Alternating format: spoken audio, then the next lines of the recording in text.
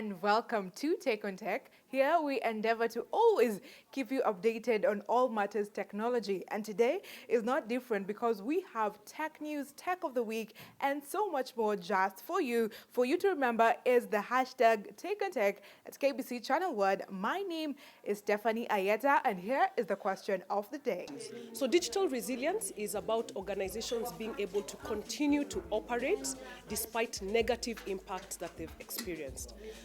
We are also in a very vibrant cyber landscape. We see cyber attacks, catching the headlines every day. So organizations need to know what can they do to survive a cyber attack. So digital resilience is also about facilitating organizations to survive cyber attacks. The number one thing is because of the subject digital transformation.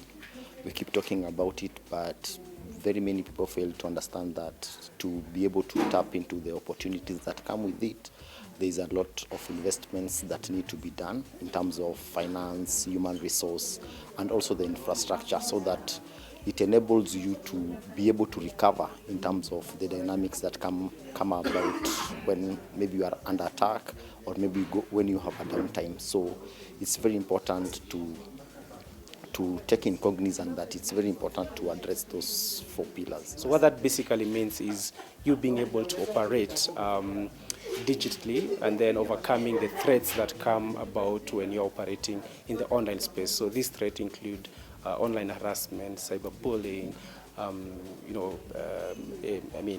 data issues around data protection, so what happened to neighbors and things like that.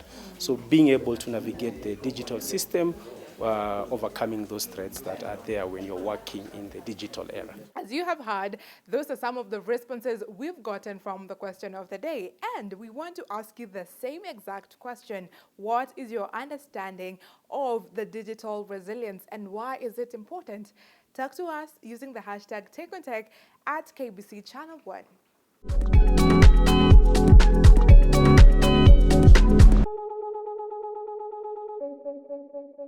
In tech news, we tell you of Tatua, a recently launched organization there to support social justice organizations in matters digital resilience.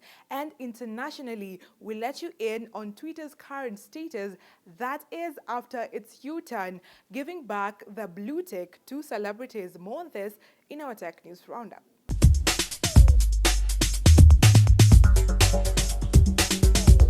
KICTANET, together with other African Internet Rights Alliance Coalition members, have established Tatua Digital Resilience Center.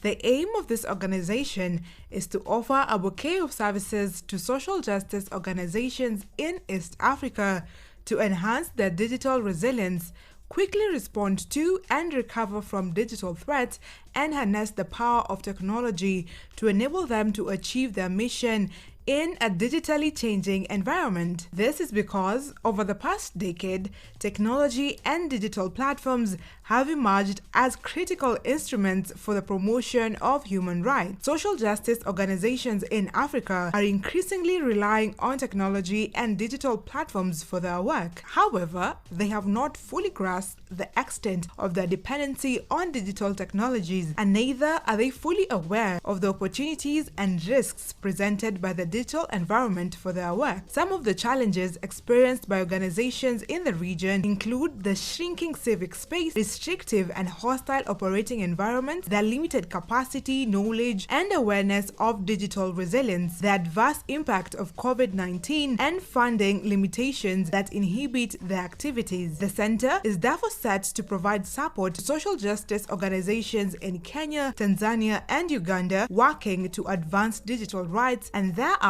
scale to other organizations in East Africa. The hybrid event was graced by different stakeholder groups from the social justice organizations, government, technical community, private sector, academia, media, and donors, among others. Twitter's removal of blue ticks is forcing accounts to find new ways to prove authenticity as concerns over copycats mount. At the same time, Elon Musk has given blue ticks to a few celebrities who didn't ask for one, such as writer Stephen King and Larry Madowo, for free. Under the original blue tick system, Twitter had roughly 400,000 verified users, including Hollywood actors and star athletes, as well as journalists, human rights activists, and public agencies. In the past, the checks meant that Twitter had verified that users were who they said they were as a method to prevent impersonation and the spread of misinformation. But now, at $84, anyone can buy a Twitter Blue subscription, and it no longer means the user is verified, other than confirming a phone number. As well as the blue tick, the service promises a number of features, including the ability to have more people see their tweet. Last year, when Twitter Blue was first rolled out in November last year, users were quick to take advantage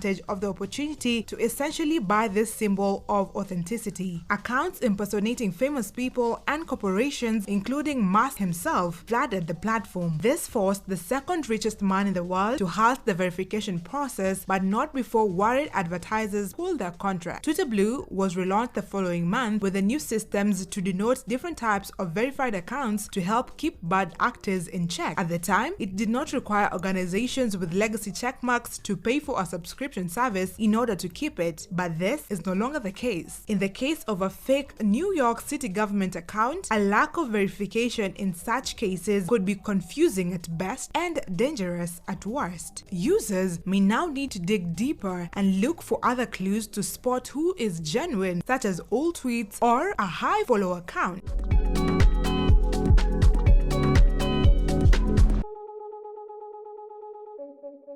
We all know of smartwatches, which can be linked to phones to perform different functions and also monitor our heartbeats. Well, today in Tech of the Week, we tell you of smart rings. Yes, this can perform similar functions to those of smartwatches and even more. So let's take a look.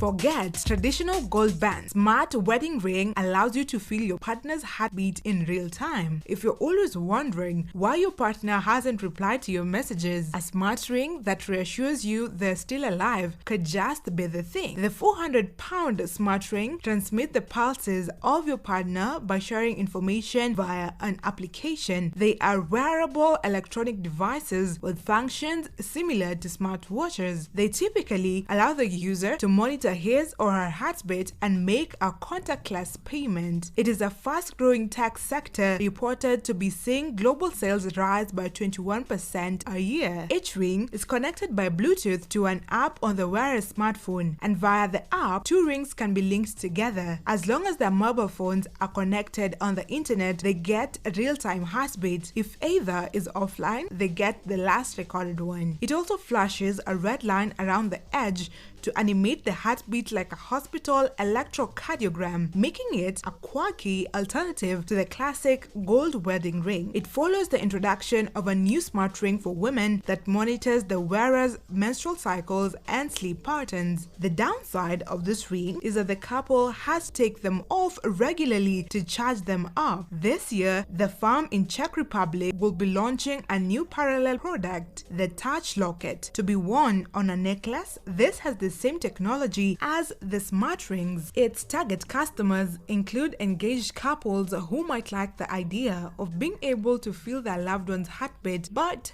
don't want to forgo having traditional wedding rings.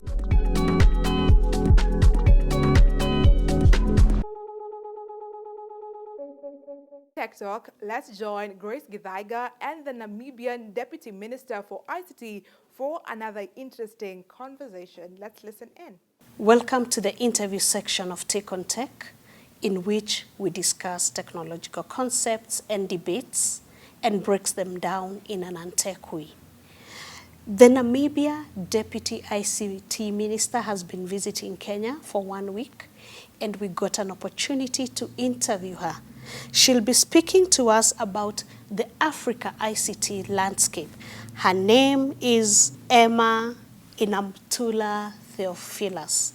Welcome to the program. My name is Theofelus. I am a Member of Parliament and the Deputy Minister of Information and Communication Technology in the Republic of Namibia.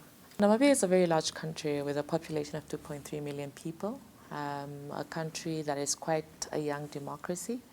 But so far, ICT has really been embraced in our national documents. We have the Vision 2030 that we are working towards as our National Development Plan.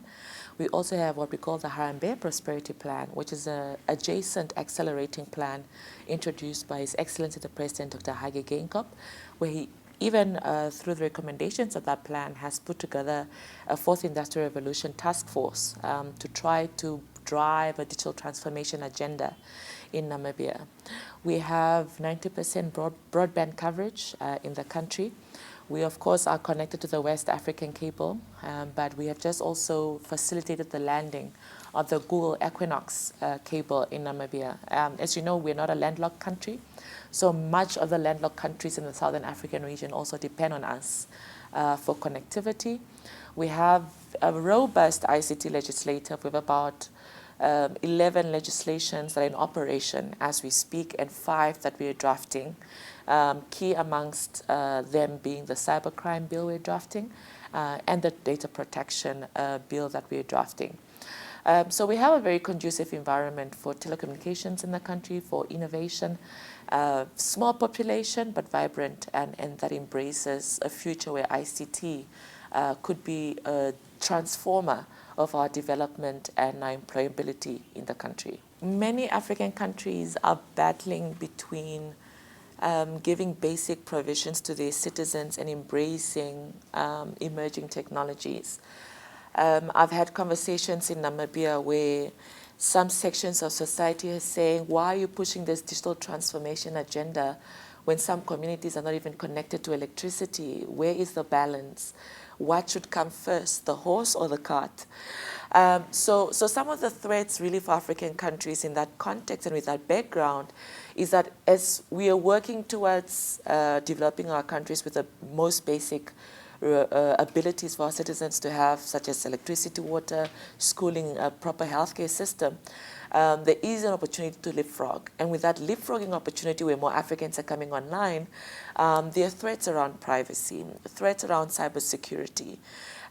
For example, right now in Namibia, we launched our cybersecurity strategy because we are worried that our critical infrastructure, our water systems, our electricity systems, our defense systems could be wiped out and render us vulnerable if a cyber attack was to happen in Namibia. So these are some of the threats that African countries can expect with some of these, new and emerging technologies, and their citizens going more online without the necessary safeguards to protect their human rights. And the first one is data protection, hosting our content on the African continent for our people. Cybersecurity, of course. I think also we can look at access to information. Technology has made it so much easier for services to get, or government services, from my perspective, to get closer to people, but people to have the ability to freely express themselves on online platforms as well. But most important, especially in light of the Africa Free Trade Continental Trade Area Agreement that the continent is sort of rallying behind, and the African Union trade ministers are constantly meeting. We even have an African now at the World Trade Organization at the UN. There is an opportunity for collaboration in e-commerce on the continent. Already it's very difficult to fly around on the continent, let alone to trade on the continent, because the amount of connections you'd need to take just between North and East Africa, or North and West Africa, or North and Southern Africa, make it much more difficult for entrepreneurs and business people to thrive. But if we can venture into e-commerce and use digital online payments that are pan-African in nature, allow young entrepreneurs, micro, medium, and small enterprises to better trade cocoa from Ghana, better trade, embroidery from Namibia across the continent, we can truly leverage the opportunities that come with intra-Africa trade and the ability for technology to work for an African context. I think we need to get certain pillars clear for every country. the continent is large. That is very true. The continent is diverse, culturally, in so many ways. Even the governance regimes are different on the continent. But I think there's one thing that is very clear, that our differences are definitely not more than our similarities in our shared history and our shared prosperity plans for the continents. So whatever systems, and I do not want to name any that we could possibly adapt, because the conversation first needs to happen on the continent. I think that's where the biggest hurdle is right now. The conversation is not happening as much as we want to. There is not enough dialogue between governments, dialogue between private sector, whether it's through the chambers of commerces across the continents, the countries or regional blocks. There is so much conversation and dialogue that needs to happen, because many a times we sign protocols in the region, we sign trade agreements between countries, years and years go by with nothing happening. Because it's something we were expected to do, as opposed to actually finding a solution, a system that speaks to our African context. And I think once that conversation starts, where we look at it as African solutions for African problems or African opportunities, then I think we can rally behind a system or a way of doing things that every country doesn't feel like, one country is benefiting more than the other. We see it a lot in the customs unions across the regions. We need to find a new system that responds to all our needs, that put us almost at an equal ground for every African country to reap the benefits of a technological foundation that every African country can benefit from. Take on Tech, we'll take a short break. Today, we are talking with the Namibian Deputy ICT Minister, and she's just speaking to us about Africa ICT landscape. Keep watching.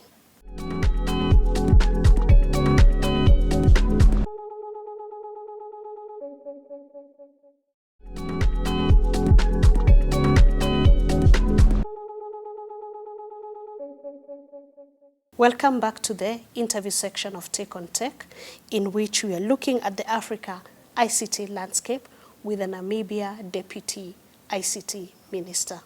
I think the first group of skills that might be valuable to us as a governance approach, skills that require on how, whether it's public-private partnerships could exist. Because I think most of the times when we speak about skills, we say from a government perspective, we lose all the bright people to private sector.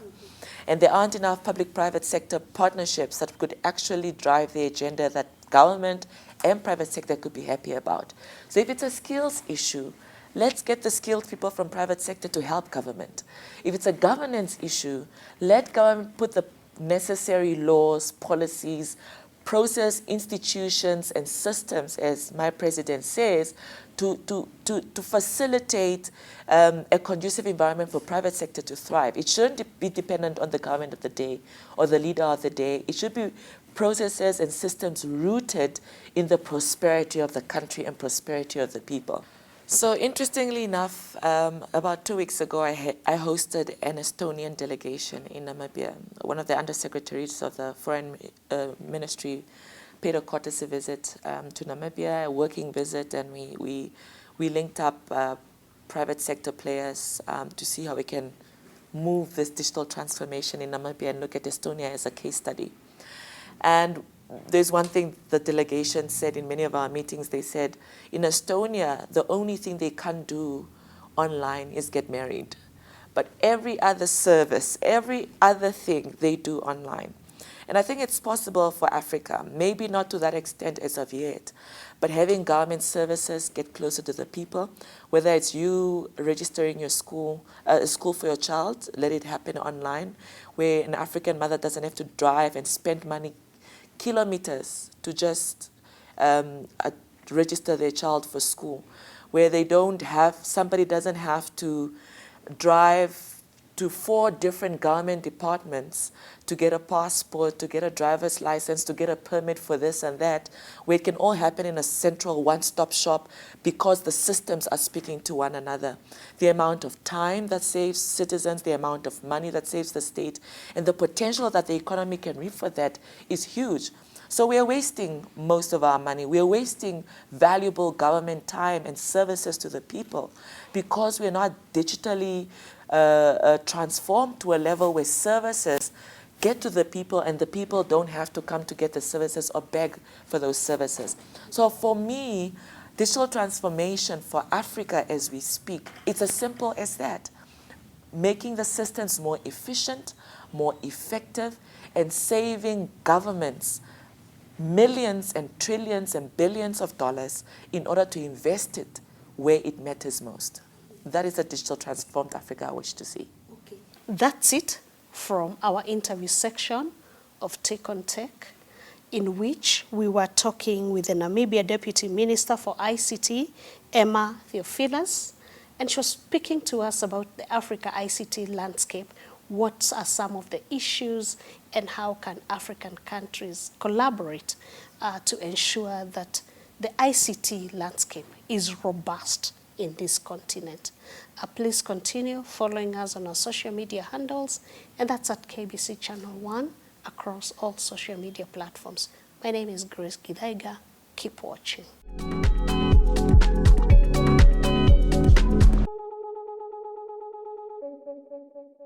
We have now come to the end of today's show, but as you know, the conversation doesn't stop here. Today's question, we are asking you, what is your understanding of digital resilience and why is it important? Talk to us at KBC Channel 1 using the hashtag #TakeOnTech. You can also converse with me at Stephanie Ayieta across all social media platforms. We meet next week, same time, same place. Until then, let's keep it tech. Bye-bye.